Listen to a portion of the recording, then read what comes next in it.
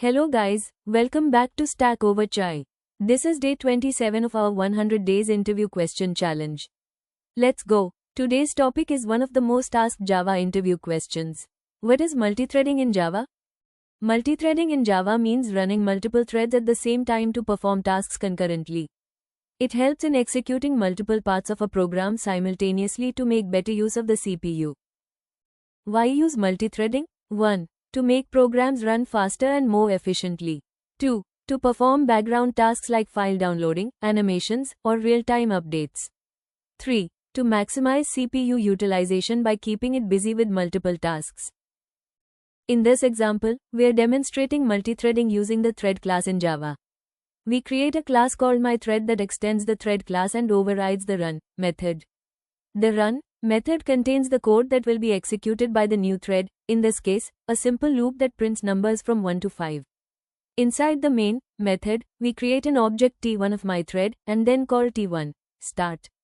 Now, when we call the start method, Java internally creates a new thread of execution and automatically calls the run method of that thread. At the same time, the main thread continues executing its own loop. This means both loops, the one in the main thread and the one in myThread, run concurrently.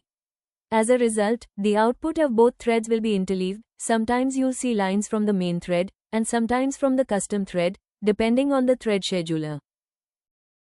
In this example, we are creating a thread using the runnable interface in Java. We define a class myRunnable that implements the runnable interface and overrides the run method. The run method contains the code that the thread will execute. Here, it simply prints numbers from 1 to 5. In the main method, instead of extending the thread class, we create a new thread object and pass an instance of myRunnable to its constructor. Then we call T1 start, which internally calls the run method of the myRunnable object in a separate thread. Meanwhile, the main thread continues executing its own loop simultaneously. So, both the main thread and the runnable thread run concurrently, producing interleaved output on the console. This approach, using the runnable interface, is preferred in Java when you want your class to extend another class or when you need better separation of logic and threading behavior. Let's go over some key terms related to multithreading in Java. 1. Thread. A thread is a lightweight subprocess, meaning it's the smallest unit of processing that can run independently within a program. 2. Start method. This method is used to begin the execution of a new thread. It automatically calls the thread's run method in the background. 3. Run method. This method defines the actual code that the thread will execute once it starts running.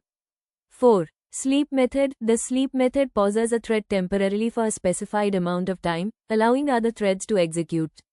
5. Join method. This method tells the program to wait for a specific thread to finish before continuing with the next set of instructions.